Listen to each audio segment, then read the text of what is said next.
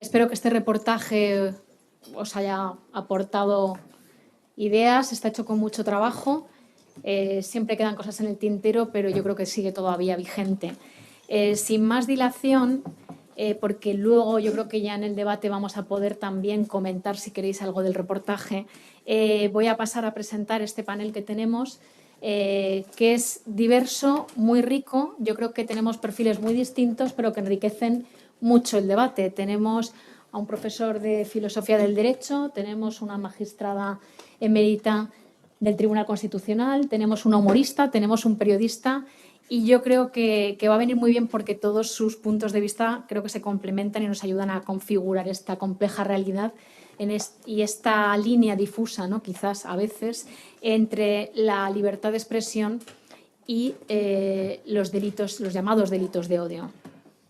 Vamos a empezar, yo creo que vamos a empezar porque hable nuestro compañero Javier García Medina.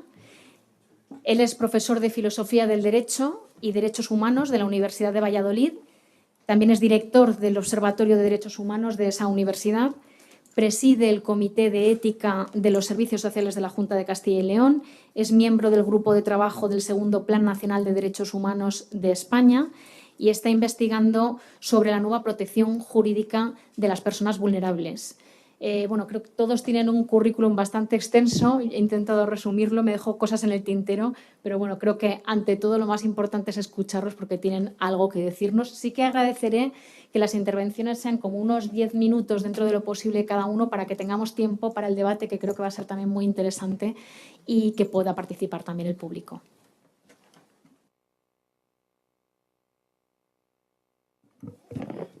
Pues muy buenas tardes y muchas gracias por la invitación. Es un lujo estar en este congreso y, sobre todo, compartir pues, esta mesa que yo creo que, evidentemente, tiene muchos elementos de contrapunto y que, más que venir a enseñar nada, viene uno a aprender mucho, que es de lo que se trata en todos estos contextos.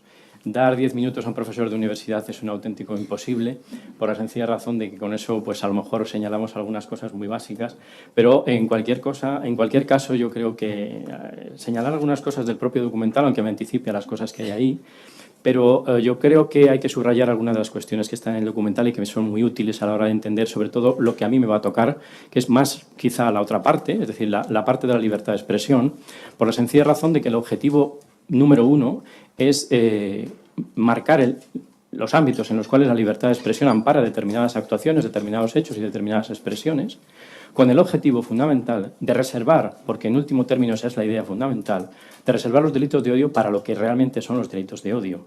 Y, en consecuencia, eso se ha vivido mucho más esta mañana, se ha intentado delimitar con los problemas que tiene la delimitación del artículo 510 del Código Penal, pero eso es una parte. Pero si nosotros podemos delimitar lo que es el ámbito de la libertad de expresión, probablemente dejemos de utilizar el delito de delitos de odio para encajar en él precisamente cosas que están amparadas por la libertad de expresión y que en estos momentos se están señalando. Evidentemente, estando una especialista como Adela Súa aquí, yo ahí en determinadas cuestiones no me voy a meter, entre otras cosas porque ya fue ponente de tuvo un voto particular, una sentencia muy importante y, en consecuencia, ella sabe y conoce muy bien todas esas cuestiones. Yo lo que voy a hacer aquí es señalar unas cuestiones muy genéricas y muy básicas en el sentido siguiente, y es que, como se señala en el reportaje, el odio lo que tiene como objetivo es la propagación y la utilización, sobre todo, de las emociones, promocionar y promover una determinada emoción. Bien, en esa emoción, y yo creo que aquí compartiríamos todos esta idea, aparecían por ahí unos elementos que son los elementos de filtro. Todos nosotros filtramos por muchísimas cosas, por muchísimos elementos. Y aquí en el documental muchas personas filtraban por sus propias experiencias y por su propia inseguridad. Se podían añadir muchos más filtros, pero algunos de ellos son los que aparecen en este instante o en este momento en el reportaje. Es decir, todos estamos filtrando. La cuestión es quién nos da esos elementos, cómo se articulan, y en también, por conectar algunas de las cosas que señalaban ahí, Grande Marlaska señalaba precisamente la idea de que hay que establecer mecanismos que son la educación, formación e información para que esos filtros de alguna forma no nos hagan o no nos lleven a odiar a quienes nos señalan los otros que estemos odiando, como hemos visto en el caso de los tutsis, ¿no? Las características que señalaba Fran Larrue, que era el relator sobre el derecho a la expresión, me parecían unas características especiales. No las voy a subrayar ni las voy a recordar en este momento, lo haremos posteriormente en el debate. Me parece que son muy importantes a la hora de señalar, y esta mañana se iban desgranando algunos de estos elementos, es decir, cuándo había realmente una cuestión de delito de odio, cuándo se estaba incitando al odio, es decir, tiene que ser con unas características muy concretas, pero a eso iremos después. Yo voy a trabajar con dos cuestiones que evidentemente se me va a quedar cortísimo el tiempo en este sentido, y en una primera parte quiero señalar lo siguiente. Yo voy a hacer sobre todo referencia a lo que es la observación general número 34 del Comité de Derechos Humanos, que es la que regula, la que establece lo que serían las características esenciales de la libertad de expresión. Pero la razón y por qué hablo yo de la observación general número 34 en este sentido. Hablo de ella porque, y aquí hago un pequeño paréntesis muy técnico en este caso, porque la Comisión de Derecho Internacional, en su conclusión número 13, ha elevado determinados pronunciamientos o ha marcado el valor jurídico de determinados pronunciamientos de lo que se denominan comités de expertos. Entre los comités de expertos están precisamente, entre los pronunciamientos de los comités de expertos están precisamente las observaciones generales, lo que se llaman las observaciones finales de Naciones Unidas y lo que son, por ejemplo, también dictámenes u otro tipo de pronunciamientos de estos comités de expertos. En conclusión, si yo traigo aquí la observación general, es porque en España, en estos momentos, ya hay una sentencia del Tribunal Supremo, la 1263, de 17 de julio de 2018, en la que se condena, es decir, para la Administración española, el Estado español en este caso, porque no hace caso de un dictamen relacionado con un comité de derechos humanos. Es decir, por primera vez, un pronunciamiento de un comité de expertos no es utilizado como base por parte, es decir, este era un pronunciamiento del CEDAW, es decir, de la discriminación frente a la mujer, y en este caso es utilizado porque no se hizo caso al dictamen del CEDAW, se condena al Estado. Es decir, esa sentencia tiene el valor, ojalá sea así, yo quiero ser optimista en ese sentido, a lo mejor soy un crédulo en este caso, se van a utilizar estos elementos y por lo tanto por eso lo traigo aquí como un instrumento de fundamentación de muchísimas sentencias que permiten o que pueden permitir muchos avances en la aplicación directa o en la aplicación por parte de los tribunales de estos pronunciamientos de los órganos internacionales. Cerrada esa cuestión bueno, perdón si voy muy deprisa, pero yo quiero aprovechar al máximo estos 10 minutos que se me han dado. En esta observación número 34 se señala, es decir, bueno, perdón, antes de esto, los artículos a los que se hace referencia o a los artículos a los que esta observación intenta aclarar qué significa y qué quiere decir son los artículos 19 y 20 del Pacto Internacional de Derechos Civiles y Políticos. Y que voy a leer por la sencilla razón de que me parecen muy importantes porque en el juego de estos dos artículos del Pacto Internacional puede permitir superar algunas de las cosas que probablemente se puedan estar debatiendo en determinado momento, ¿no? Voy con el artículo 19, el apartado 2, y dice que toda persona tiene derecho a la libertad de expresión y este derecho comprende la libertad de buscar, recibir y difundir información e ideas de toda índole, sin consideración de fronteras, ya sea oralmente, por escrito, en forma impresa o artística o por cualquier otro procedimiento de su elección.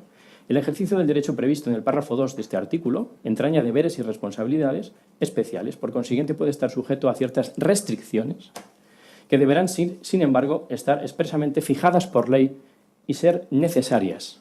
Y aquí ya voy subrayando una serie de cuestiones, por si acaso no me da tiempo a todo.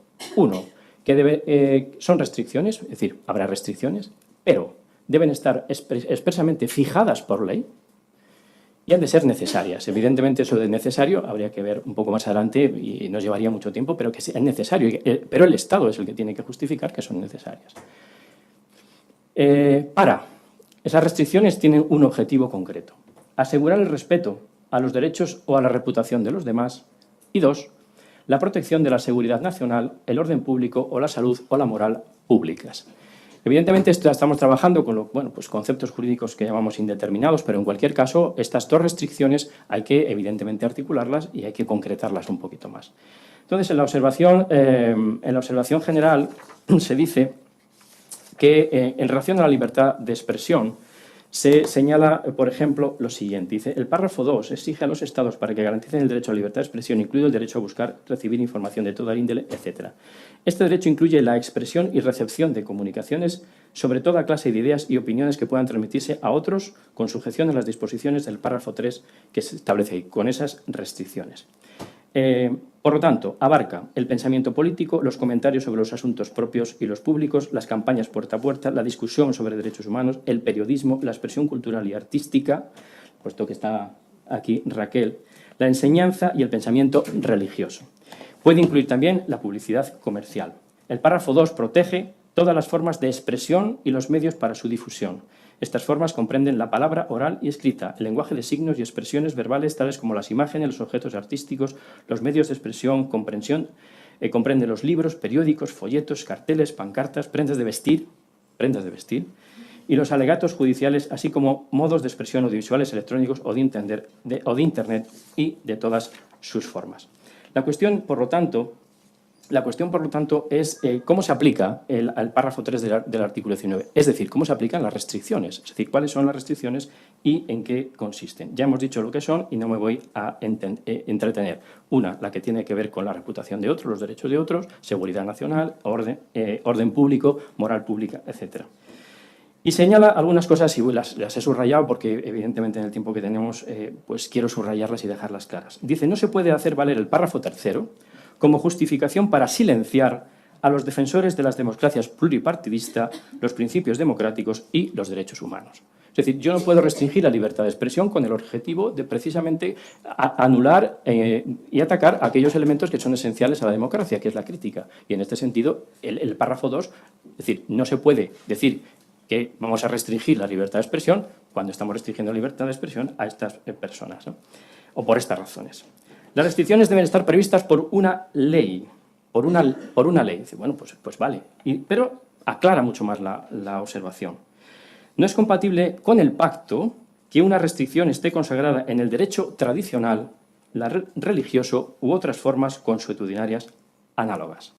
La norma debe estar formulada con precisión suficiente. Creo que estamos viendo que esto es uno de los problemas que tenemos, que no hay precisión suficiente. Las leyes no pueden conferir a los encargados de su aplicación una discrecionalidad sin trabas para restringir la libertad de expresión. Las leyes deben proporcionar suficientes orientaciones a los encargados de su ejecución para que puedan distinguir cuáles expresiones pueden restringirse correctamente y cuáles no. Es decir, tiene que estar muy clarito lo que sí y lo que no, pero siempre bajo las dos ideas fundamentales que yo acabo de señalar. Por lo tanto, incumbe al Estado fundamentar y demostrar el derecho a hacer esas restricciones y que esas restricciones vayan en aras de la libertad de expresión. Pero además, la primera de estas restricciones, que tiene que ver con el respeto y la reputación de los demás, el término derechos de los demás comprende los derechos humanos reconocidos en el pacto y más en general en la normativa internacional. Por ejemplo, puede ser legítimo restringir la libertad de expresión para proteger el derecho al voto. En determinadas ocasiones lo que se intenta es manipular a muchas personas. Bien, esto desde el punto de vista de la observación general, amparado en el derecho o en las restricciones, se podría hacer. En cuanto a la seguridad nacional y al orden público y a la salud moral y pública, aquí me anticipo mucho algunas de las cosas que iba a señalar y que, bueno, voy corriendo y en cualquier caso. Seguridad nacional. Claro, una cosa es la seguridad nacional y otra cosa es la seguridad de un determinado gobierno o el interés de un determinado gobierno. Cuando se habla de seguridad nacional, tanto lo que se habla en la observación general como lo que dirá el relator de Naciones Unidas en este sentido, tiene que ser un interés de todos, no el interés de unos pocos, el interés de todos. Y en este sentido habla de la seguridad nacional. Me voy a entretener muy brevemente en la cuestión del orden público, y estando también Adela aquí tampoco me voy a meter en esta cuestión, pero la cuestión de la moral pública. En una sociedad como la nuestra, la moral pública se establece a partir de una moral plural. No puede ser la moral de un grupo, de una mayoría, de una ideología o de una confesión religiosa. Desde esta perspectiva es donde se establece y se construye la moral pública y la moral de referencia para restringir la libertad de expresión. Cuando se dice necesarias, se dice, es necesario limitar la libertad de expresión. Bien, si eso es así, lo que hay que demostrar, y lo tiene que demostrar el Estado, es que ha de hacerse para la consecución de un propósito legítimo y no para otro tipo de cosas. Es decir, al Estado le corresponde la carga de la prueba de decir cuándo y por qué está limitando la expresión. Las restricciones no deben ser excesivamente amplias y, por lo tanto, aquí hay una cosa que está aplicando el Tribunal Europeo de Derechos Humanos y que, por lo tanto, es una cuestión de referencia. Advierto también que esta observación general está en la línea del Tribunal Europeo de Derechos Humanos, que a su vez está inspirando la doctrina también de nuestros tribunales y que, por lo tanto, yo creo que hay que tenerlo en consideración. ¿Por qué? Pues porque aparece aquí lo que se habla siempre del test de proporcionalidad y, en particular, en la observación general se habla del principio de proporcionalidad, es decir, un principio que hay que ajustar a cada una de las circunstancias y hay que, digamos, establecer con muchas limitaciones y con mucho criterio en este caso, ¿no? Es decir, el Estado debe demostrar en forma concreta e individualizada la naturaleza precisa de la amenaza y la necesidad y la proporcionalidad de la medida concreta que se haya adoptado, en particular estableciendo una conexión directa e inmediata entre la expresión y la amenaza. Es decir, no se trata de cuestiones genéricas, se trata de que tienen que ser cuestiones muy señaladas y muy concretas en estos casos. Bien, continúo con algunas cuestiones que se llaman limitaciones al alcance de las restricciones de la libertad de expresión en ciertos casos concretos. Y este apartado en particular me parece especialmente interesante porque responde a algunas de las cuestiones que nos pueden plantear serios problemas y que ya se han hablado aquí esta mañana y que de una manera muy concreta estaba señalando, por ejemplo, Esteban Ibarra esta mañana. Dice, por tanto, el simple hecho de considerar que una declaración insulta a una figura pública no basta para justificar la imposición de sanciones, aunque las personalidades públicas también pueden beneficiarse de las disposiciones del pacto. Es un poco como hablaba aquí de la libertad de expresión de Trump en este caso. En consecuencia, el Comité ha expresado su preocupación en relación con leyes sobre cuestiones tales como el desacato, la falta del respeto a la autoridad, la falta de respeto por las banderas y los símbolos, la difamación del jefe del Estado y la protección del honor de los funcionarios públicos. Las leyes no deben establecer penas más severas según cuál sea la persona criticada. Los Estados partes no deben prohibir la crítica de las instituciones como el Ejército o la Administración. Es decir, este tipo es decir, las críticas a todas estas instituciones y por estas razones, incluidas, como se señalaba aquí, las afrentas a las banderas, entendámoslo así, en la quema de banderas, estarían amparadas desde la perspectiva de la observación general, que es la que nos permite una interpretación de estos artículos del pacto, fundamentalmente el artículo 19 y sobre todo también el artículo 20, nos está señalando que están amparadas por la libertad de expresión. Y voy terminando, Yolanda. 15 minutos. Bueno, perdón, ya termino. Por último, porque se podían decir muchísimas cosas más. Es decir, aparece también una cuestión sobre en el relato o en las cuestiones relacionadas con los sentimientos religiosos, ¿no? También se ha hablado en este sentido. Desde la perspectiva de esta observación general y del relato de Naciones Unidas, los sentimientos religiosos o herir los sentimientos religiosos, o la cuestión de herir los sentimientos religiosos, bueno, puede señalar que puede ser una cuestión de mal gusto, puede ser una cuestión que alguien puede sentirse especialmente criticado, etcétera, etcétera, pero muchas de esas expresiones, y evidentemente, insisto, estoy hablando muy rápido, habría que entrar al caso concreto, estarían amparadas por la libertad de expresión.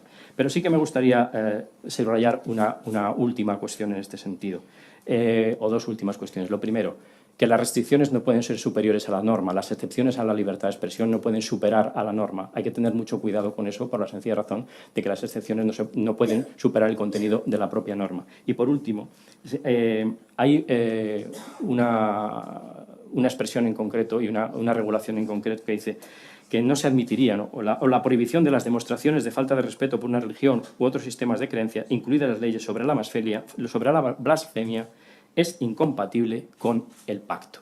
Es decir, digamos que en la observación general nosotros nos vamos a encontrar al menos una serie de límites con los cuales podemos trabajar de manera interna y es muy probable que si trabajamos con la observación general y con la configuración de lo que son los estándares internacionales de derechos humanos, es posible que las demandas o algunas de las discusiones en las que nosotros podamos entablar en el ámbito interno pues puedan ser superadas entendiendo el marco general en el que aparece esta interpretación de los artículos 19 y 20. Insisto, el artículo 20 habla precisamente del odio y el odio tiene que estar prohibido por ley. Esto lo establece el artículo 20 del Pacto Internacional de Derechos Civiles y Políticos. Por lo tanto, bueno, como luego habrá más tiempo, eso espero, pues perdón por la velocidad, pero creo que era oportuno dejarlo más o menos claro lo que era la libertad de expresión y sus límites. Así que muchas gracias. Bueno, siento esta presión del tiempo, pero es que si no, no va a haber ocasión para que todos podáis participar y que luego haya también tiempo para el debate. Paso a presentar muy brevemente vamos a ir del marco legal a un caso que es el de Raquel Sastre, que es humorista, da charlas sobre ciencia y lo que ella denomina los no límites del humor. Y actualmente está además terminando el grado de criminología. Así que yo creo que tiene una visión muy interesante y vamos, como se diría, a cambiar de tercio, pero ya veréis como al final todos vamos a ir confluyendo hacia un debate muy interesante. Quiero daros las gracias y esto no es broma porque hacía tiempo, en los últimos meses, que no estaba al lado de una magistrada sin estar imputada, así que me hace mucha ilusión esta nueva experiencia por mi parte. Bueno, yo vengo a hablar, creo, un poquito sobre el tema de humor y esta última presión social que hay últimamente, no solo desde la esfera judicial, sino también desde la esfera social, de la que luego hablará más profundamente Juan. Pero hay una cosa que a mí siempre me gusta decir y es esta manía estúpida, bajo mi punto de vista últimamente, que hay sobre hacer humor de abajo hacia arriba. ¿La habéis oído? ¿Sabéis todos en qué consiste la expresión? No, bueno, pues es una cosa muy de redes sociales, gracias a Dios veo que no tenéis Twitter. Consiste en gente que dice, por ejemplo, ¿no?, que si tú eres blanco no puedes hacer chistes con gente de otras etnias, o si tú eres hombre no puedes hacer chistes con mujeres, o si tú eres una persona que anda, pues no puedes hacer chistes con gente que va en silla de ruedas. Y lo llaman porque la gente de arriba no puede hacer humor con los de abajo, cosa que a mí me parece francamente estúpida, porque ella está diciendo que las mujeres estamos por debajo de los hombres, que el resto de razas están, bueno, de etnias están por debajo de la blanca, que la gente que va en silla de ruedas está por debajo de los demás, que literalmente sería cierto, pero no en los derechos humanos. Entonces, lo que se llama humor negro y demás. Entonces, es una cosa que a mí además me da bastante miedo, porque yo siempre defiendo que el humor es ficción, es entretenimiento. Te podrá gustar más o menos los diferentes estilos, como pasa en cualquier tipo de género, pero es ficción. En cambio, cuando la gente dice que tienes que hacer humor desde abajo hacia arriba, lo usa como forma de ataque. Ojo, cuidado. Quiero decir, una cosa que me da bastante miedo, la gente que dice que solo puedes hacer humor con los poderosos, porque en el fondo entonces lo que quieren es usarlo como forma de ataque. Y yo, como humorista que soy, os digo que el humor lo uso como entretenimiento. ¿Sabéis qué uso para atacar? Pues yo quisiera atacar a alguien, pues me cogería un bate de béisbol o me pondría en box, una de las dos. Bueno, a quien me gusta tocar el tema bien. Entonces hay una cosa que me llama mucho la atención, y sobre todo lo veo en redes sociales y muchas veces en los espectáculos. Yo hago sobre todo humor negro, que es humor que hace chistes con cosas que en la vida real pues sería impensable que nos riésemos de todas esas cosas, excepto si eres de Vox. Entonces, disculpadme, pero es que soy de Murcia y me estoy preparando para lo que se nos viene en las próximas elecciones. Entonces hay una cosa que me parece muy interesante, y es que la gente hemos perdido la capacidad dentro del género humorístico de diferenciar lo que es realidad de ficción. Y lo más terrible es que eso se va a extender al resto de género. Yo os pongo un ejemplo. El otro día, por ejemplo, faltó poco más que ir a matar a Dani Mateo por sonarse en la nariz con la bandera española, o no sé si visteis la que le montaron a Robert Bodegas por los chistes de gitanos en un monólogo que hizo, que además, de hecho, era una gran elipsis porque en realidad no llegaba a hacer chistes de gitanos. O sea, es algo como muy incongruente, ¿no? Si veis el chiste lo veréis, en realidad es como una gran elipsis, porque él en ningún momento hace chistes de gitanos, hace chistes de payos todo el rato. Pero bueno, lo pone con la antítesis de las cosas que tenemos normalmente como tópicos y prejuicios contra los gitanos, y de ahí salía el chiste. Pero pasó una cosa muy interesante, y es que mientras él estaba haciendo ficción, es decir, está en un escenario diciendo cosas que son mentiras, no creo que ninguno de los que vamos a un monólogo creamos que lo que dice el monologuista es verdad, si no sería muy triste, porque ningún monologuista podría procrear, porque siempre dice que le dejan todas las novias y es virgen todavía con 55 años, ¿no? O nosotras siempre nos estamos quejando pues, de cosas que evidentemente no es cierto. Es decir, si mis novios siempre tuvieran un pene de 5 centímetros, pues yo no tendría 3 hijos hoy en día, ¿no? Entonces, quiero decir, está claro que lo que decimos es mentira, pero me doy cuenta que al público le cuesta mucho diferenciar la realidad. Y entonces, ¿qué pasó con esos chistes? Que a Robert Bodegas se le acusó de racista. Yo no puedo decir si Robert Bodegas es racista o no, yo no lo conozco en su día a día. Yo he visto que está interpretando un papel, igual como no cogemos a Stephen King y le decimos que es un puñetero psicópata, pues que no para de hacer obras en las que muere gente de forma muy terrible. Pero lo peor de esto es que si tú además te reías con los chistes de Robert Bodegas, que te pueden parecer graciosos o no, insisto, igual como a ti te puede gustar una película, yo qué sé, de Woody Allen o no, te puede gustar el terror o no, te puede gustar el drama o parecerte súper ñoño, quiero decir que ahí no entro en si te gusta o no. El tema es que la gente entraba en que si tú te reías con esos chistes, además tú también eras racista. Es una cosa muy loca, ¿no? Insisto, como lo mismo que si ahora mismo tú ves a alguien que se pone a ver Saw con palomitas, ¿no? Y disfrutando, y dices tú, pues eres un psicópata, porque estás matando a la gente a trozos y tú estás aquí comiendo palomitas en el cine viendo esa película, pues tienes que ser un psicópata. A todo el mundo eso nos queda claro que es una barbaridad, pero con el humor sí pasa. O sea, a mí me pasa, por ejemplo, cosas que me parecen muy interesantes. En Murcia, por ejemplo, yo hago muchos chistes muy animales y también tengo chistes de connotación racista, por supuesto. Y yo contaba uno que decía que en el colegio de mis niños pues había niños de todas las etnias en la clase. Decía que había 7 o 8 niños sudamericanos, 4 o 5 chinos, 4 o 5 gitanos, 4 o 5 árabes, mi hijo otro español más y una niña que aún no sé qué raza es porque me lo tapa el burka.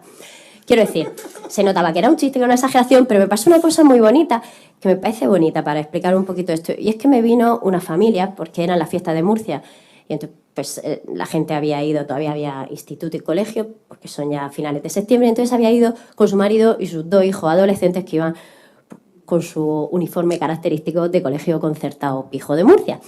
Entonces llegó y me dijo el hombre, se me acercó primero a decirme que ellos 3 habían reído mucho, pero que su mujer iba un poco enfadada y que le perdonase de antemano. Entonces se acercó a la mujer y me dijo que era una racista.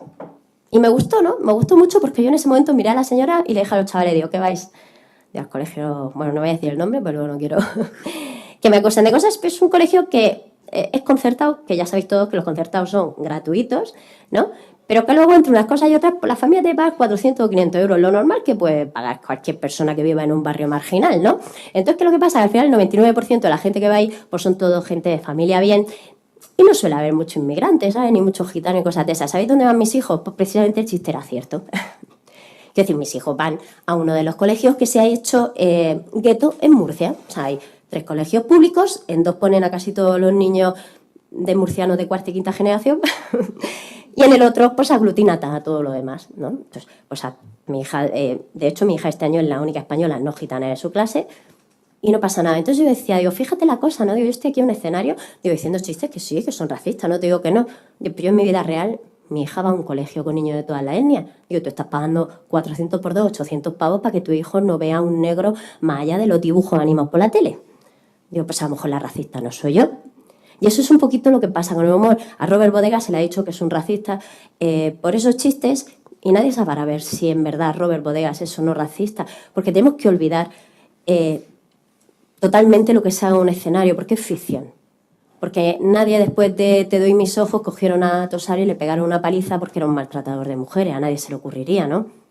Y a nadie se le ocurriría, por ejemplo, en El príncipe de las mareas, pensar que los actores y el director y el que escribió el libro, ¿no? Y luego se hizo la película y tal, pues es un pederasta que disfruta violando niños. A nadie se le ocurriría, pero con el humor nos ocurre todos los días. Con el humor hacemos un chiste y nos dicen que somos machistas o somos racistas o cualquier cosa que se les pueda ocurrir. También pasa una cosa muy graciosa. Es una cosa que bueno, es graciosa y no es graciosa. Siempre estamos diciendo, es que yo no me río con eso. Ojo, cuidado.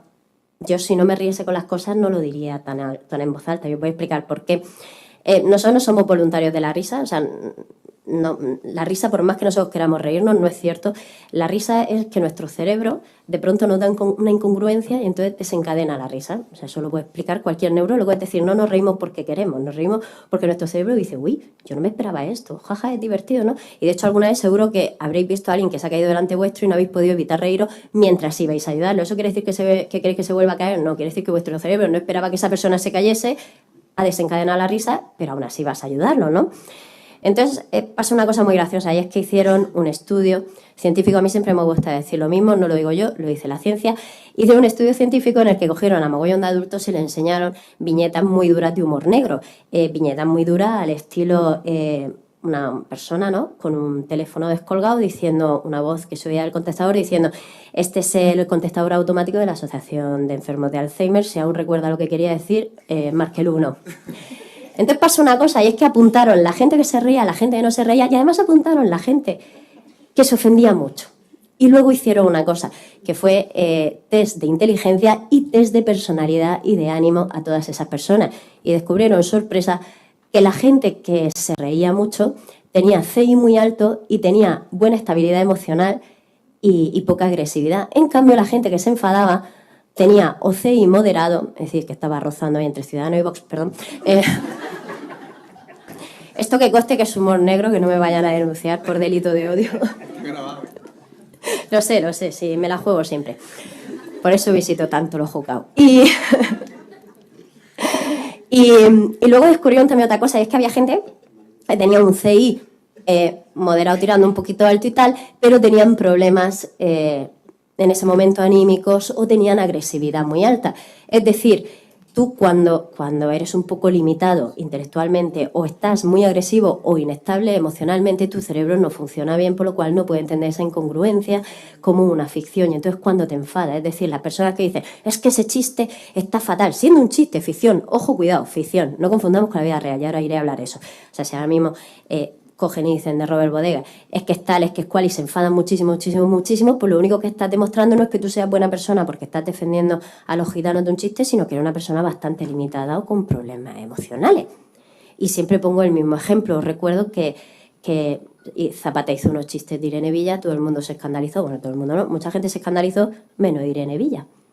Y cuando Irene Villa dijo que a ella no le habían importado el chiste, tuvo un mogollón de gente que se enfadó con Irene Villa, ¿no? Que es algo maravilloso. Y decías tú, es que hay otras víctimas que sí se han enfadado con algunos chistes que se han hecho. Y yo siempre digo lo mismo, pero a lo mejor es que Irene Villa lo ha superado bien. O sea, es una cosa importante. Yo dentro de criminología estudiamos una cosa que se llama la resiliencia, que es la capacidad de superar los traumas. Y eso es muy importante. De hecho, hay no un estudio, sino un metaanálisis, es decir, análisis de muchísimos estudios sobre el tema que demuestran que resiliencia y humor está unido. Por ejemplo, en los sanitarios que se dedican me parece que me estoy pasando de 10 minutos, perdón. Los sanitarios que se dedican a estar con cosas muy jodidas, tipo cáncer, UCI neonatales, con gente muy mayor, las urgencias de verdad, no las de me duele la espalda y pínchame algo, ¿no? Para el lumbago y esas cosas. Pues entonces demostraron una cosa, y es que los sanitarios que no hacían humor negro, ojo, cuidado, sobre lo que estaban viviendo, que eso no quiere decir a reírte los pacientes, quiere decir hacer humor negro con lo que estás viviendo, se quemaban y tenían que abandonar sus puestos de trabajo. En cambio, los que usaban el humor negro tenían un método de escape psicológico para poder seguir afrontando el día a día su trabajo. Y eso me parece maravilloso. Entonces, siempre que digo lo mismo, por favor, recordemos que estamos hablando solamente de una ficción que no va más allá del entretenimiento y que tú como espectador, si no te gusta esa ficción, a mí no me gustan las películas de terror y de gore y no las veo pues porque me dan miedo, pero no pienso, por ejemplo, que mi marido, que sí que le encantan, sea un psicópata. Lo pienso por cosas como escuchar a Melendi y ya está. Eso era lo que quería decir. Muchísimas gracias.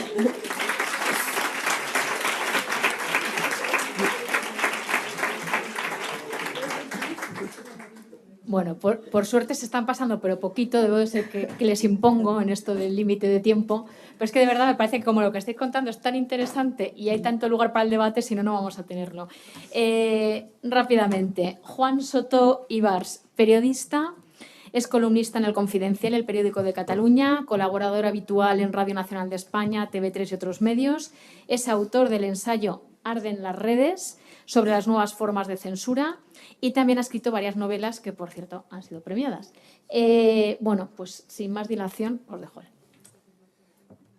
Es una putada porque yo suelo ser el cachondo de la mesa cuando voy a cosas así con abogados o con jueces, y ahora ya, pues me voy a poner serio.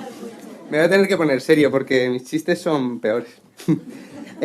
Bueno, yo a medida que iba escuchando y después de ver el documental he ido cambiando lo que iba a decir, o sea que esto es fuera del menú, todo lo que voy a decir prácticamente en 10 minutos es distinto a lo que te pasaba a ti, pero pienso que como vosotros la mayor parte sabéis, habréis pensado mucho más que yo sobre la parte jurídica del odio, que era en lo que yo venía pensando, voy a tirar para el terreno conocido, que es el de la justicia paralela. Para mí, bueno, llevo años estudiando esto, he publicado infinidad de artículos, a veces el mismo cambiando los nombres, porque siempre es la misma historia, y un libro, que es este de Arden las redes, donde tuve que encontrar una palabra que sirviera para designar la censura que yo notaba que estaban sintiendo la gente que había a mi alrededor. Periodistas, gente con una cuenta de Twitter, humoristas. Se hablaba mucho de censura, pues cuando el 578 llevaba al banquillo de manera ridícula. Yo soy un talibán de la libertad de expresión, creo que no debería tener, bueno, debería tener muy pocos límites, lo digo para contextualizar todo lo que voy a decir. Aparte de esos episodios en que se imponía una censura que recuerda bastante a épocas anteriores por una ofensa a la corona, una ofensa a la patria, una ofensa a la religión, etcétera, 578, a veces por el 510 también, por un tuitero descerebrado que se pone a decir barbaridades en su cuenta de 30 seguidores y esos tweets acaban leyéndolos millones de personas porque salen en la prensa cuando se le denuncia. Aparte de toda esta locura y toda esta interferencia entre el anonimato, la libertad de expresión y algunas leyes del Código Penal, yo notaba que mis amigos o mis conocidos no tenían miedo de hablar porque les fuera a poner una denuncia a no sé quién o la Guardia Civil. No, eso no era lo que les daba miedo. Lo que les daba miedo era que les cayera la del pulpo en las redes sociales. Decían, es que, claro, vemos tan a menudo que hay una sobrereacción masiva y que un montón de gente viene a insultarte cuando has cruzado su línea roja particular, muchas veces sin tener tu intención de ello, y no sabemos lo que es. Esto se hablaba, empezaron a salir artículos que iban tocando el fenómeno desde distintos puntos de vista, pero no había nos faltaba una palabra. Y yo hice lo menos original del siglo XXI, que es ponerle post a cualquier cosa. Ahora dicen que los de Vox son postfascistas. Bueno, pues todo lo que le pongas o sea, todo lo que tú quieras renovar, le pones post. O sea, si tú haces ensaladilla rusa y quieres competir con los grandes, dices, no, es post-ensaladilla rusa. Y ya es una cosa nueva, aunque tenga lo mismo. Bueno, yo le llamé postcensura porque la censura de toda la vida ya no sirve. Es verdad que ya no servía para explicar lo que estaba pasando. La censura de toda la vida es un movimiento vertical. El Estado, una estructura de poder, escribe las leyes y determina lo que se puede decir y lo que no, y pone en marcha mecanismos de represión cuando alguien cruza esa línea o pone barreras para que no se crucen, ¿no? La censura previa. Lo que está pasando ahora es horizontal. Y pensé que el post, que está tan manido, no estaba tan fuera de lugar, porque sí que es un movimiento muy postmoderno. ¿Por qué? Porque no tiene orden ni jerarquía. Es un movimiento en el que no hay una ley escrita que diga dónde está el límite, no hay unos castigos estipulados para tal delito, para decir, estoy usando comillas, me cago en Dios, y para decir me cago en Alá, y para decir me cago en Buda, es totalmente, o sea, nadie sabe cuál va a ser la reacción. Puede no ser ninguna, como espero que pase, no nos pongan una bomba hoy aquí después de que yo diga esto, o puede ser terrorífica. Por el mismo chiste, esto pasa mucho con los humoristas, por el mismo chiste uno es castigado y el de al lado no. Esa arbitrariedad es lo que hace pavoroso el fenómeno de la postcensura. Y es lo que hace que, por miedo, mucha gente se calle antes de hablar. Porque si tú sabes que el límite está ahí y que si lo cruzas te va a caer una multa de 300 euros, pues dices, bueno, me van a caer 300 euros, pero me voy a cagar en esto porque me apetece desahogarme, ya pago yo luego la multa, ¿no? Que eso es lo que hacen a veces algunos cómicos con estas cosas de la corona. Revistas satíricas que dicen, esto nos puede caer la multa, la pagamos porque nos apetece mucho hacer esto. En la postcensura no es así. En la postcensura no es así, y lo que relaciona el fenómeno con...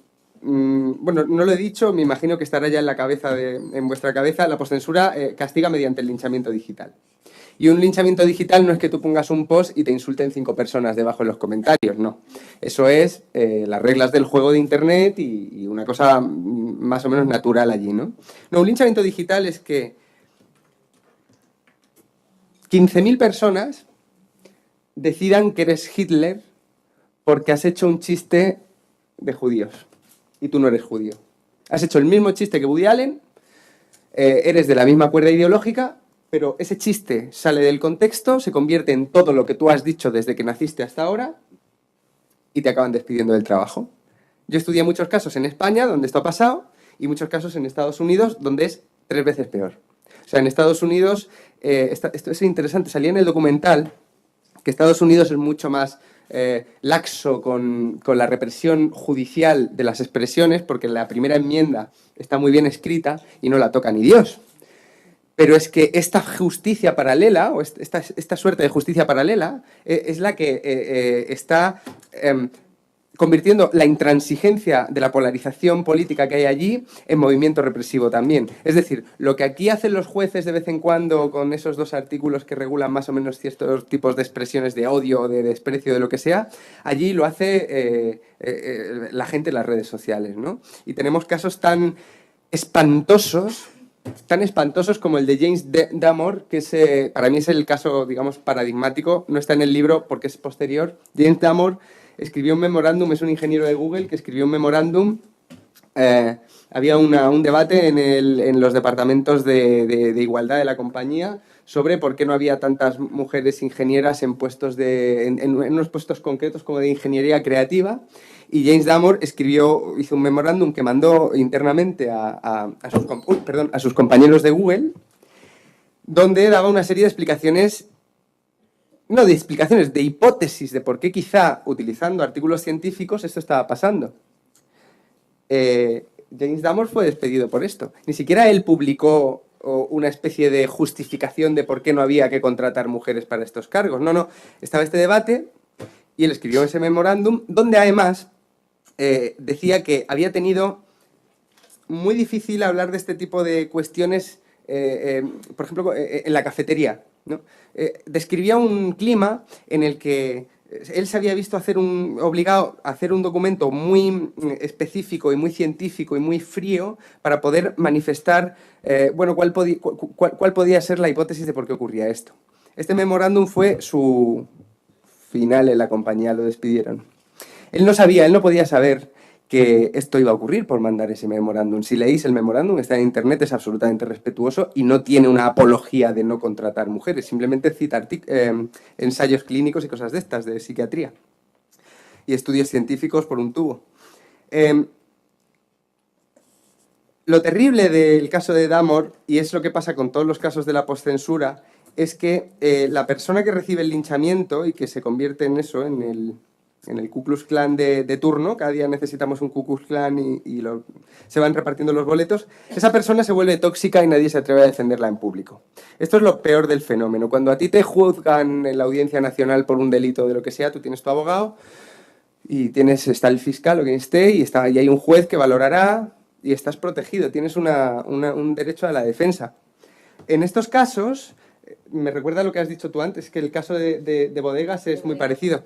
El hecho de que tú defiendas a una persona que ya está marcada con la X te convierte a ti en un cómplice del crimen que... Yo, claro, como he defendido a gente de todas las ideologías en artículos, pues yo un día he sido machista, otro día he sido un feminazi, otro día he sido racista, otro día quiero que venga el Islam a destruir Occidente. En fin, es muy gracioso porque la mancha que envuelve a las personas que son víctimas de un caso de linchamiento se mantiene activa en Google.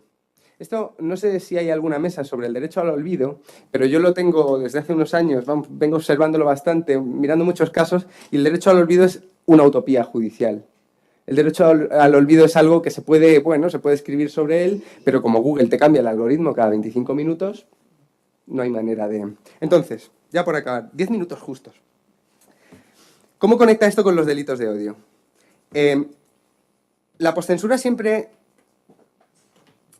La postcensura, antes ha dicho el director del Washington Post, decía algo muy interesante. Decía, la posverdad no son mentiras, no es mentir mucho, no es la manipulación. La posverdad es un ambiente en el que el ciudadano no puede dirimir lo que es verdad y lo que es mentira.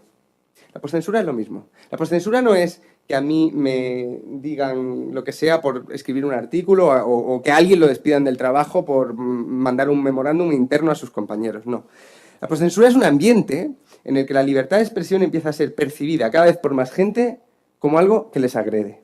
Y desde que escribí este libro, desde que lo publiqué en 2016 hasta ahora, yo sigo mirando todos los casos que puedo y va a más.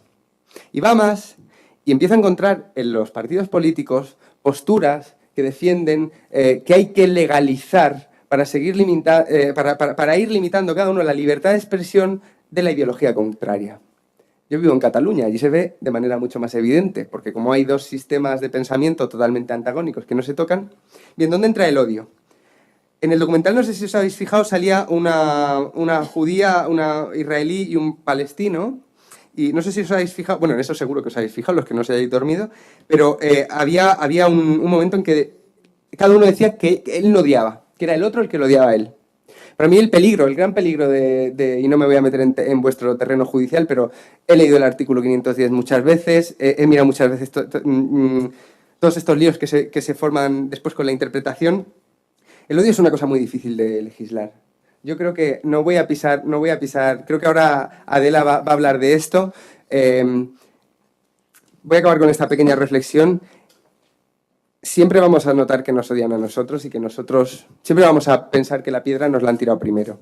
El delito de odio, cuando Robert Bodegas hizo el chiste sobre los gitanos, posiblemente ese chiste hizo el daño de un perdigón contra un muro contra el muro de una casa. No voy a decir que no hizo daño, pues a lo mejor ahondó los prejuicios, no lo sé, pero su impacto fue mínimo. De hecho, no vimos ese chiste hasta que no estábamos enfadados porque, no sé, por el chiste. Sin embargo, el odio que recibió Robert Bodegas sí que se puede medir. Amenazas físicas, insultos centenares. La dirección del odio, que no era odio creo yo, pero lo que se tomó como odio en Robert Bodegas iba en una dirección y el odio que recibió él iba en otro. El odio que mandó él no fue impune, recibió un castigo de linchamiento público y los que le odiaban a él sí que quedaron impunes. El odio es de una naturaleza muy escurridiza y creo que va a ser uno de los grandes temas ahora que parece que tenemos tantas ganas de hacer justicia y de castigar al que no piensa como nosotros.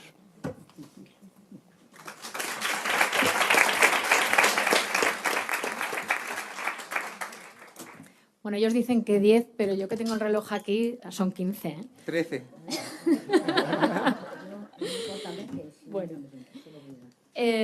Bueno, ahora y por último va a intervenir Adela Súa, magistrada emérita. Bueno, empezaré por decir, es catedrática de Derecho Penal en la Universidad del País Vasco, recién jubilada. Es magistrada emérita del Tribunal Constitucional de 2011 a 2017, del que fue vicepresidenta también durante 4 años. Como profesora tiene numerosas publicaciones en distintas líneas de estudio, ha dirigido numerosas tesis doctorales y de grupos de investigación universitarios y como magistrada del Tribunal Constitucional, precisamente también por este tema, cabe destacar que emitió un voto particular con su opinión discrepante en una sentencia de 2015 relativa a la quema de una foto de los reyes en una manifestación a favor de la República, un caso al que yo creo que ella se va a referir y así que no le quito más tiempo porque prefiero que nos lo cuente ella. Muchas gracias, un placer estar aquí, sobre todo participando en la multidisciplinaridad que nos hace ver la realidad como es, con distintos planos y no solo como lo vemos a veces los juristas. Encantada de que él haya iniciado el tema jurídico, pero claro, tenemos que reconocer que somos más aburridos que ellos. Y entonces, bueno, yo lamento no haber estado a la mañana, supongo que a la mañana habéis tenido ocasión de ver los temas jurídicos, quizás jurisprudencia, etcétera. Y yo siguiendo, iba a decir siguiendo en esta línea, tomando en cuenta el vídeo, que me ha parecido estupendo y que a mí me viene bien para lo que yo quiero subrayar, y teniendo en cuenta, que efectivamente desde, iba a decir que se puso de moda, desde que se ha subrayado la necesidad de perseguir los llamados delitos de odio, ¿no? Lo que se ha conmovido es la libertad de expresión y se han puesto en marcha los legisladores por un lado y los jueces por otro para buscar odios por ahí, para limitar la libertad de expresión, para desenfocar cuáles son los objetos importantes que tienen que ser objetos de enjuiciamiento, para crear confusión, una vez más, ocultando cuál es el problema de fondo de esta cuestión, que aparece muy bien en el documental, porque, yo voy a adelantar que a mí el término delitos de odio y discurso de odio me parece que es totalmente inapropiado, que nos está confundiendo a los juristas, a la opinión pública, y que no pone el acento donde tiene que estar el acento.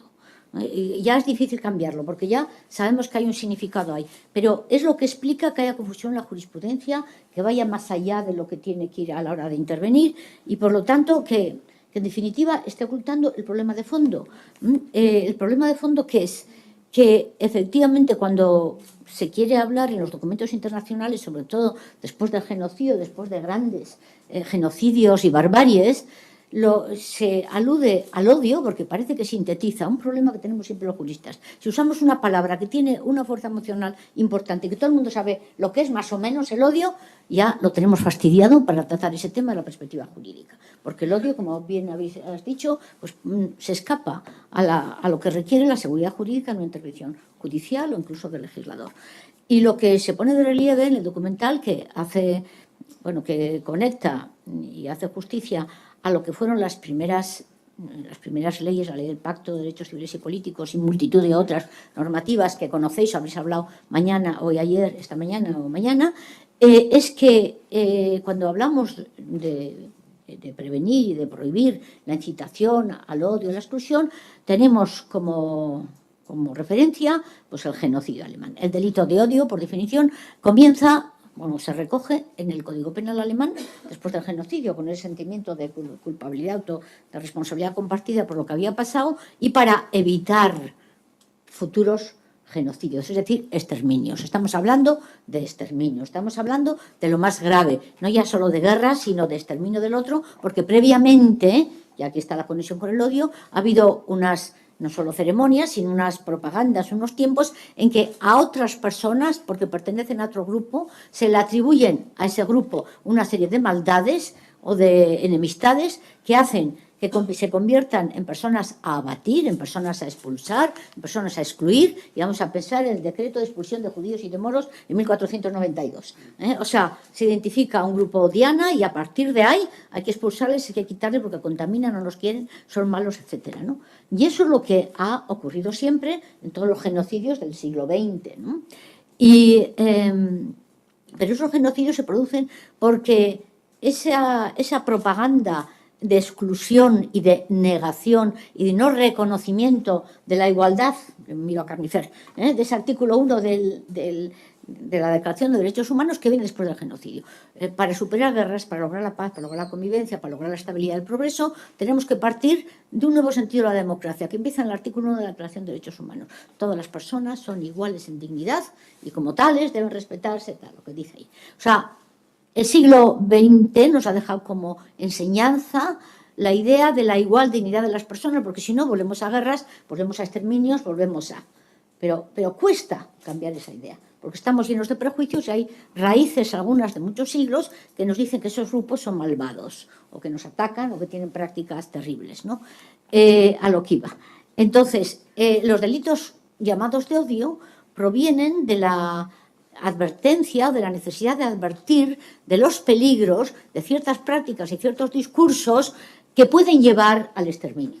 Pero claro, entre el exterminio, del genocidio, de los huchis, de los otros, de los países, bueno, de todos de los Rohingya ahora, detrás de eso, o sea, lo que no podemos hacer una conexión entre discursos que rechazan a otro o discursos que pueden mostrar cierta negación, desde luego ya de las bromas y tal es otra cuestión, discursos incluso de incitación a cierta hostilidad, no podemos ligar eso con lo que es el objeto de prevención, que son los genocidios, etcétera.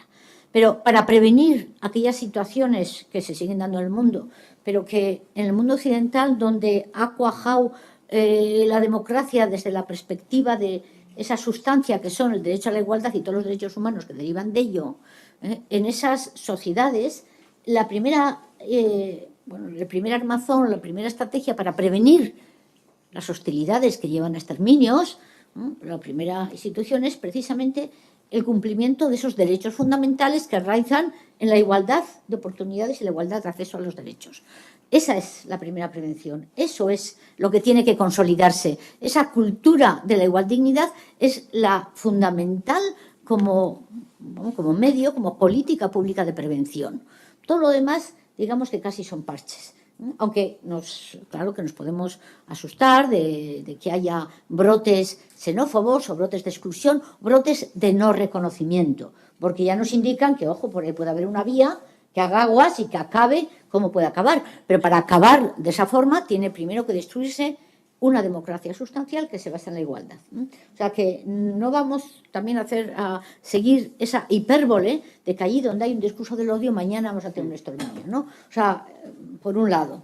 Entonces, y además vemos lo que ocurre, ¿no? Los legisladores son muy aplicados y tenemos ahí un 510 que ahora se ha vuelto a desarrollar en el 2015, que da lugar a esas malinterpretaciones porque es difícil que cuaje, o al menos por ahora, aunque debiera coger una interpretación restrictiva, aunque está incluso reclamada por este grupo europeo del Consejo de Europa sobre la discriminación y el odio. Hay criterios restrictivos de interpretación que son los únicos que nos pueden llevar a una aplicación razonable y cabal de los delitos de odio. Pero dejando claro que la perspectiva es la de necesidad de tutelar y proteger a grupos o colectivos que están hoy aquí, todavía, aunque digamos que somos demócratas y que todos tienen igual, aquí están en riesgo, en situación de vulnerabilidad, en riesgo de exclusión, en riesgo de discriminación y en dificultades para poder hacer una vida libre, para poder moverse sin temer un ataque, etc.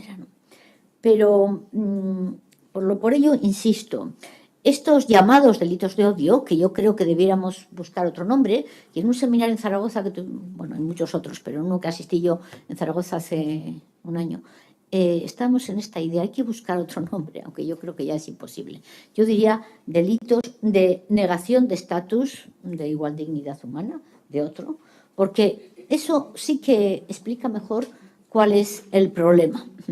El problema a distancia de un exterminio, pero un problema real y que además pues es recurrente, ocurre con cierta periodicidad, es que siga habiendo en este mundo multicultural, en este mundo de migración, en este mundo de bienestar, donde los enemigos y los miedos se crean respecto a ciertos colectivos, o en este mundo con ciertos ramalazos de vuelta o de regresión a un mundo ideal, pacífico, donde todos sean conforme a un marco tradicional que añoramos, o añoran algunos.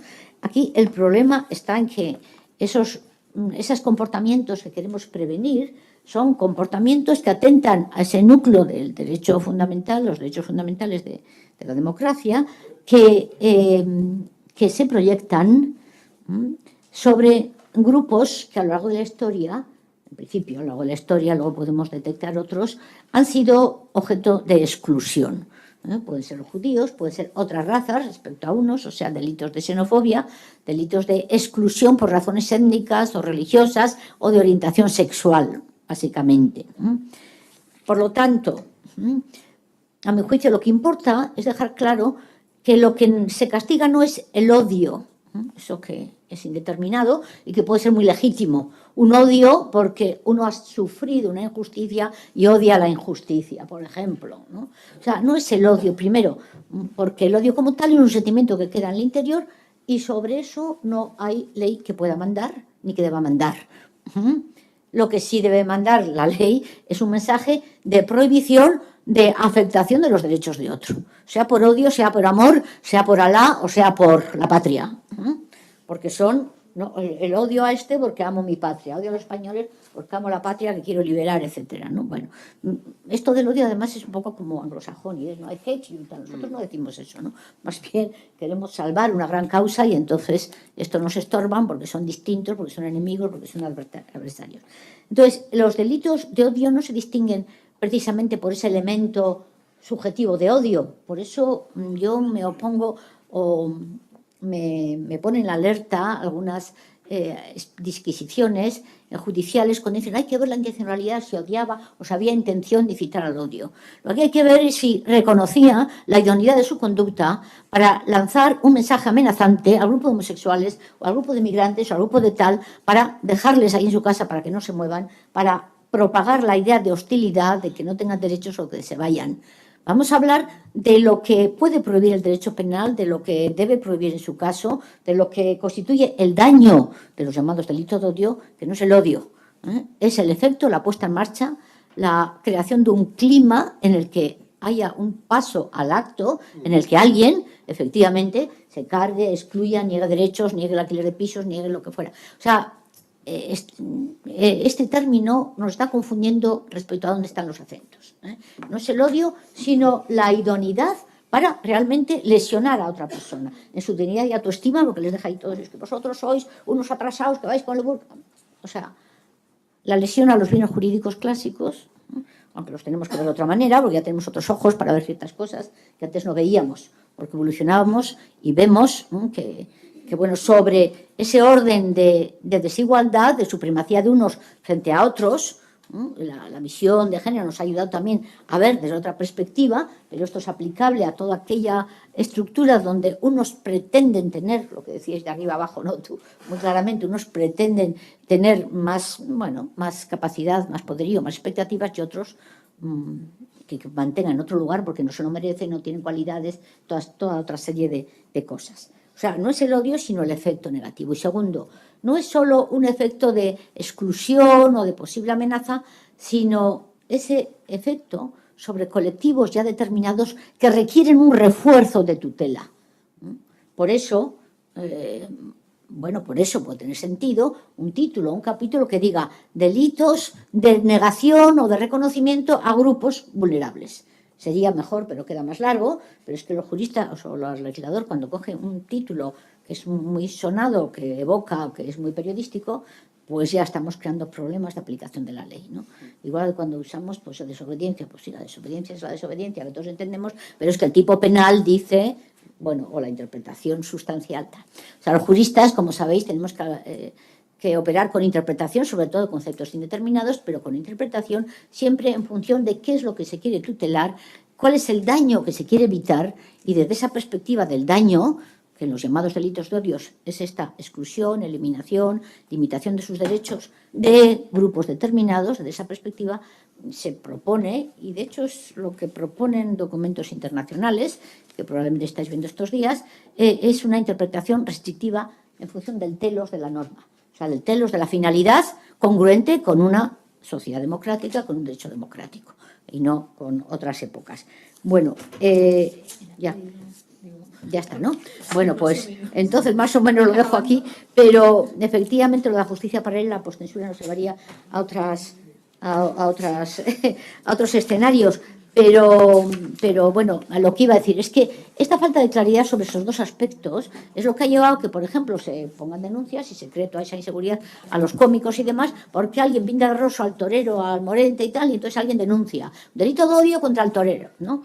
O que hasta el propio Tribunal Constitucional haya caído en la trampa, en la mayoría, bueno, la sentencia, que llegó a Estrasburgo, y Estrasburgo, claro, pues nos vuelve a corregir, porque esto ya lo ha dicho muchas veces, que precisamente la libertad de expresión, la crítica, el menosprecio, todo lo que sea, cuando vehicula una opinión política, o incluso aunque haya un exceso, si es ante políticos o personas con responsabilidades políticas, públicas, etcétera, no debe ser objeto de castigo, está bajo la libertad de expresión. Que el Tribunal Constitucional llegara a decir, y que el abogado del Estado defendiera ante Estrasburgo, que se nos caía la cara de vergüenza al oírle esto, decir que es que la quema de las fotos del rey puede entrar en lo que se llama discurso de odio, porque es un odio a los reyes y a la familia de los reyes, y eso puede llevar a que alguien un día les ataque. Pero es que no se ha enterado lo que es el discurso del odio en todos los documentos internacionales, que aunque se llame discurso del odio, está desgranado con claridad en su relación al objeto, al grupo de personas que pueden ser el efecto, que pueden ser los lesionados, las víctimas de un delito de odio. Y no son cualquiera, no son los policías en general, ni los periodistas, ni los abogados, ni los futbolistas, ni los hinchas de fútbol, ¿no? Son personas que tienen dificultad por razones variadas, pueden cambiar algo de la historia, pero hay un transcurso histórico que los identifica, han tenido peligro, según qué comunidades, para que se les reconozca la plena ciudadanía. Bueno, los judíos en Alemania no estaban en una plena ciudadanía, claro, pero vinieron aquellos pensamientos y entonces ya la prohibición de matrimonios mixtos, la exclusión, etcétera. O sea que, pero es verdad que había una base europea que está ahí desde la expulsión de los judíos en España, que les hizo grupo vulnerable. Solo quería decir que es un mal síntoma cuando el derecho penal pretende castigar sentimientos, no son los sentimientos, nunca lo que puede castigarse, sino efectos y objetivación. Y, el Tribunal Europeo de Derechos Humanos, por ejemplo, sí ha dicho que está dentro de la libertad de expresión algunas formas, sean humorísticas o de expresión, que afecten a sentimientos patrióticos, ¿no? Desde luego en Estados Unidos lo de la bandera, porque Estados Unidos tiene mucho más claro que hay que proteger al disidente respecto al poder, y en Europa, después del genocidio, tenemos una tendencia a proteger a las víctimas de los grupos vulnerables. Estamos llegando a un punto de equilibrio, pero desde luego la prevención de estos delitos de negación del reconocimiento igual de las personas respecto a grupos vulnerables requiere políticas públicas, requiere un debate vigoroso, ciudadano, sobre verdades, y una toma la responsabilidad ciudadana, porque lo que dices de las redes y del linchamiento es porque estamos en un mundo distinto. Entonces los ciudadanos somos responsables porque también podemos reprochar, reprobar, pero por eso no podemos estar silentes. Lo hemos visto en el terrorismo, yo que vengo del País Vasco, la dificultad de tomar la palabra y luchar contra el silencio frente al matón de turno, frente a los matones, frente a la barbarie, y bueno, en gran medida las cosas terribles ocurren porque hay mucho silencio en la ciudadanía. O sea que hoy día no se puede mantener el silencio. Esto es una de las formas mejores de prevenirlo.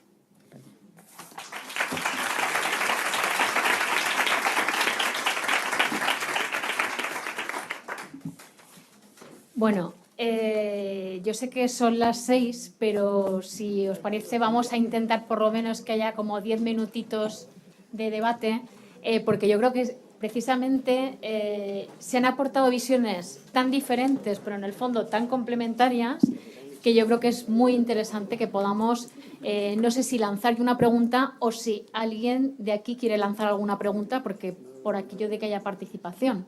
¿Hay alguien interesado en lanzar una pregunta o si no, la lanzo yo? Bueno, tenemos un público que prefiero escuchar. Venga, pues es que digo, no sé si a lo mejor entre vosotros también os ha surgido algo de lo que queráis hablar y por eso quería, digamos, que apremiaba en el tiempo para que ahora hubiera como el derecho a réplica, ¿no? Y que pudierais interpretar a lo mejor, así que casi que, porque yo quería plantear un poco la pregunta de si creéis que esa persecución y esa judicialización, de esos llamados delitos de odio, que ya vemos que sería más conveniente llamarlos de otra manera, ¿no? Que no se hable de sentimientos, están contribuyendo a realmente que tengamos una sociedad, permitidme la generalización, mejor, o realmente estamos a un punto de sensibilidad en que cada vez hay menos libertad de expresión y se están vulnerando otros derechos fundamentales. Yo he apuntado la frase que ha dicho Adela, es un mal síntoma que el derecho penal persiga un sentimiento. Y es que en Estados Unidos se intentó limitar el discurso de odio con la corrección política a partir de los 90. Y después de 25 años en los que los grandes medios de comunicación de masas no se han dicho ciertas palabras que están connotadas como racistas, etc., ha llegado un tipo con el pelo raro, ha dicho textualmente, o le han sacado que ha dicho que si tienes dinero puedes coger del coño a cualquier tía que se te antoje, y le ha votado el 54% de las mujeres blancas. Es decir, ha sido tan... ha servido tan poco ese tratamiento de censura o de poner límites al discurso, tenemos el caso norteamericano, que yo estoy preocupado con que aquí estemos ahora también empezando a pensar que esa es la receta. No sé qué pensáis. Pues a calmar un poco. No, yo digo que el Tribunal Supremo ya tiene alguna sentencia. Perdón. En temas de enaltecimiento del terrorismo, que fue la vía más fácil para incluir tal. Bueno, hay sentencias contradictorias, pero no sé, por ahí tengo alguna que había traído, en las que reconoce que para que haya enaltecimiento tiene que haber un riesgo claro, inminente. O sea, creo que se está trayendo al debate toda la jurisprudencia del Tribunal Europeo e incluso la de Derecho Comparado de Estados Unidos, etcétera, y creo que está ya cuajando el requisito fundamental a la hora de aplicar estos delitos nuevos de tanta detalle, está cuajando la idea de exigencia con un escrutinio certero, la exigencia de un peligro claro, inminente, grave, cierto, etcétera. Con lo cual quedan fuera muchas de las expresiones que podrán molestar, serán lo que sea, pero no crean un peligro grave, inminente de un ataque a un grupo determinado. No sé qué parte. O sea, yo creo que al final vencerá la cultura. Yo por extraer algunas de las conclusiones que se van viendo, es decir, yo creo que es la existencia de un tipo que defienda, como estaba señalando Adela, con mucha claridad. Yo creo que las precisiones que ha hecho Adela me parecen que van exactamente a lo que debe ser. Es decir, pero que estaban señalándose por el relator y que yo creo que están en esta línea. Es decir, se está señalando una acción para hacer una determinada acción y sobre un determinado colectivo. Y a partir de ahí, es decir, ese es el tipo que debe existir, porque además el artículo 20 del Pacto Internacional dice que las cuestiones de odio y la incitación al odio y la apología del odio debe estar regulada por ley, por lo tanto estaríamos cumpliendo con un pacto y una obligación internacional, eso por un lado. Pero al mismo tiempo, yo creo que evidentemente la libertad de expresión debe ser lo más amplia posible en este sentido. Y yo creo que los conceptos de libertad de expresión y los límites de la libertad de expresión en el ámbito internacional, y por eso en el Tribunal Europeo de Derechos Humanos nos están sacudiendo sin misericordia, por la sencilla razón de que lo que he expuesto aquí es una breve síntesis de lo que de alguna forma es el derecho a la libertad de expresión, y haciendo alusión a muchas de las cosas que están en el espacio público. Pero hay otras cuestiones que a lo mejor, bueno, pues insisto, la cuestión de herir los sentimientos religiosos, ¿no? Es decir, automáticamente tanto el raptor, y probablemente eso forme parte del estándar internacional, es decir, eso no puede ser así. Es decir, es que no se puede invocar el herir los sentimientos religiosos y automáticamente llevando los delitos de odio. Por la sencilla razón de que una de las cosas que se ha dicho aquí, que sería banalizar el artículo correspondiente y desproteger precisamente a los que más necesidad de protección necesitan, ¿no? Entonces yo creo que fijar bien, y esto es una cuestión de labor, de doctrina, etcétera, etcétera, sobre la cuestión penal, pero evidentemente la libertad de expresión, yo creo que con la interpretación que se está haciendo ahora aquí en el ámbito estatal, no cumple, lo digo así abiertamente, con creo que lo que es el estándar internacional de derechos humanos, y por esa es la razón por la cual creo que desde el tribunal nos seguirán sacudiendo. Y perdona, Raquel, y una cosa más, porque no me resisto a decirla. Yo creo que como sociedad también tenemos un serio problema, y es que no hemos determinado, a pesar de que normativamente somos una sociedad basada en la pluralidad, no hemos determinado qué tipo de gestión de la diversidad vamos a hacer. Y parece que estamos haciendo una gestión de la diversidad de asimilación. No estamos haciendo una gestión de la diversidad del gueto, estamos haciendo una gestión de la diversidad que consiste en el no reconocimiento del otro en ninguno de sus aspectos, ni humanos ni sociales de ningún tipo, y no estamos aplicando a lo normativo lo que debe ser de un punto de vista social, que es lo único coherente con el Estado de Derecho, es decir, con un Estado plural, es la gestión desde el punto de vista multicultural. Y esto no lo estamos haciendo, y no estamos educando en este sentido. Y se ha dicho esta mañana, y creo que Esteban Ibarra fijaba una de las cosas con las que yo estoy sumamente de acuerdo. Ninguno de los que estamos aquí, bueno, perdón, alguno puede que sí, pero yo creo que muchas generaciones que hemos pasado por distintas etapas educativas, nunca se nos ha formado en educación en derechos humanos. Y creo que es no digo que sea la única, digamos, el único vacuna frente a este tipo de elementos, pero me parece que esto, el determinar qué gestión de la diversidad vamos a hacer y educar en derechos humanos, me parece un buen elemento, casi no para acabar, sino para empezar, ¿no? En ese sentido. Bueno, perdone. Yo iba a decir una cosa, pero después de lo que has dicho tú, voy a decir dos. La última me viene a colación. Se ha intentado educar en derechos humanos y diversidad y demás, pero bueno, tú ya sabes que hay muchas familias que dicen que el derecho a la educación de los niños es suyo propio, y entonces pues tienden a quitar ese tipo de cosas, porque, por ejemplo, yo tengo un hermano que le debió de dar algún tipo de tumor cerebral y pasó de ser ateo a meterse al seminario, esto es verdad, en cuestión de 3 años, y entonces ha pasado de defenderlo todo, que es una persona muy plural, a se ha radicalizado en el cristianismo. Y perdóname, Eduardo, si me estás viendo, sabes que te quiero, pero tenemos muchas cosas en contra, y es que me dice que y en el fondo, dentro de cabe lleva razón, pero ahí es cuando empieza a germinar lo que es la falta de derecho y demás. Dice que hay gente que tiene derecho a pensar, por ejemplo, que el matrimonio homosexual atenta contra la familia tradicional. Claro, que todo eso se lo rebate fácilmente. ¿Por qué? Porque es que 2 hombres o 2 mujeres no pueden tener hijos. Vale, y entonces las parejas heterosexuales que sean estériles, ¿qué hacemos? Les prohibimos que se casen también, ¿no? Porque no pueden procrear en base a tu idea.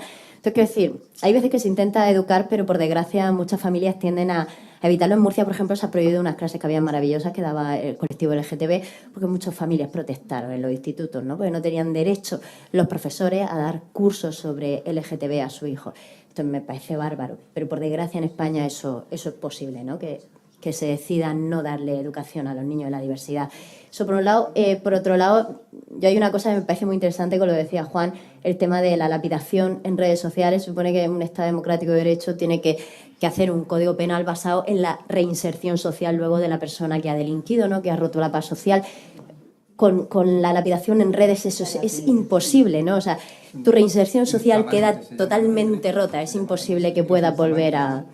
Claro, que puedas volver a instalarte dentro de la sociedad de forma convencional, porque, entre otras cosas, lo que dice Juan, el derecho al olvido. Cada 2 por 3 te van a sacar que tú haces, como le ha pasado a James Gunn, el director de Guardianes de la Galaxia, que lo han despedido porque hace 10 años hizo un chiste de pederasta. Madre mía, pues no han visto mis monólogos, si no, no podía salir a la calle. Y por último hay una cosa, y os lo planteo a vosotros como juristas, puede ser que sea una barbaridad lo que voy a decir ahora mismo, pero yo lo planteo. Me ha gustado mucho lo de la denegación del status quo de persona, la limitación de derechos, y yo planteo una cosa. En este país, que por ejemplo hay muchas veces, yo cuando la gente dice, es que los imanes van a hacer que vayáis con velo y demás, yo hasta ahora, a mí como mujer, con 37 años que tengo, en España, 2018, estamos casi en 2019, yo hasta ahora no he tenido ninguna limitación en mis derechos por parte del discurso musulmán más extremo, pero sí he tenido limitaciones en mis derechos desde el discurso cristiano más extremo. Es decir, estamos acostumbrados a ver muchas veces a obispos que dicen en público cosas como que la mujer cuando comete aborto está cometiendo genocidio. Entonces tú, en Murcia, ya no es que tú quieras abortar porque quieres, porque te has quedado embarazada y no quieres tener a ese niño. No, yo voy a más. Estoy hablando de mujeres que querían tener un niño y les sale un niño con malformaciones. Ay, perdona, es que me emociono porque me ha tocado directamente. Entonces, en Murcia, tú no tienes derecho a un aborto terapéutico, porque resulta que hay jefes de ginecología que dicen que es que son cristianos y tú, aunque estés en la sanidad pública, tú no tienes derecho a eso. Entonces hacen que las madres se vayan a 400 y 500 kilómetros a abortar. Un aborto terapéutico. Ojo, cuidado. No hablamos porque yo quiera. Hablamos porque tengo una malformación. Entonces eso sí es limitación de mis derechos, pero contra eso no he visto actuar nunca a los jueces. Y me da pena, de verdad. Me da pena porque eso de verdad sí que está mermando nuestros derechos como colectivo. Me he venido arriba, perdón.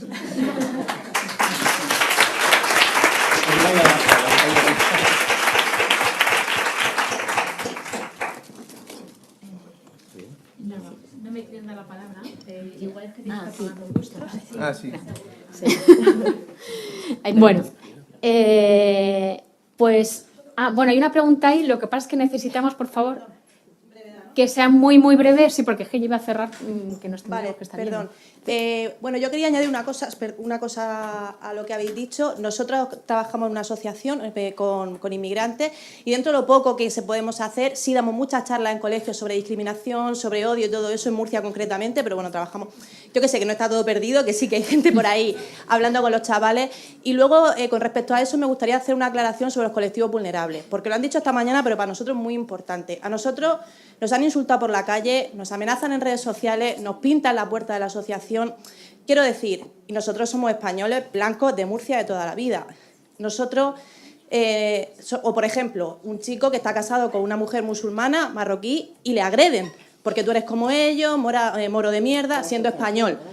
Claro, por discriminación por asociación, la motivación sería de odio, pero no se nos considera colectivo vulnerable. Yo creo que eso también habría que darle una vuelta, porque nosotros que trabajamos con gente y en redes sociales también nos meten un montón de caña por eso, un montón.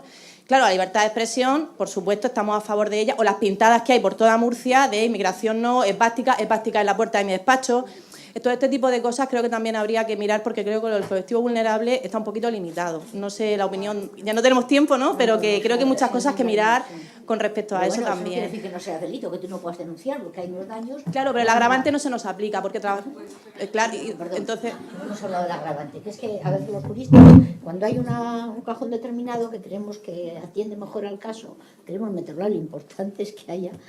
Sí, es importante, claro, pero a mí me gustaría resaltarlo también, porque al final, porque nosotros trabajamos con estos colectivos. Pero tu caso, el efecto que tiene esos daños contra vosotros y el efecto por el que sí podría aplicarse el agravante, en su caso, es que el mensaje amenazante, que es el que justifica la aplicación del agravante, que es ese efecto de exclusión, yo te doy a ti porque eres homosexual, y el efecto es para todos los homosexuales de la zona. Si te dan a ti es porque tú estás con inmigrantes.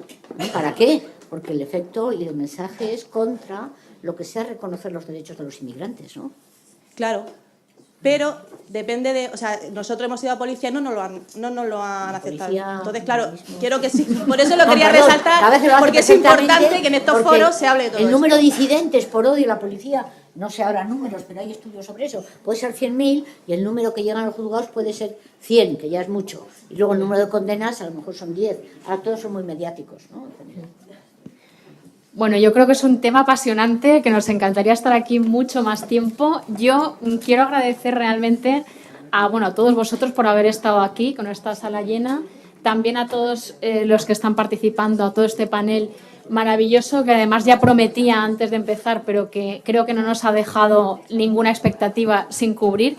Me quedo con algunas de estas ideas, como la postcensura, esa gestión de la diversidad, lo que nos decía Adela de esos delitos de negación de estatus de igual dignidad humana, ¿no? Cómo tenemos que reivindicar esa dignidad humana. Y yo reivindico también el sentido del humor. Yo he estado en guerras, creo que es la peor cara del ser humano, donde más se vulneran los derechos humanos.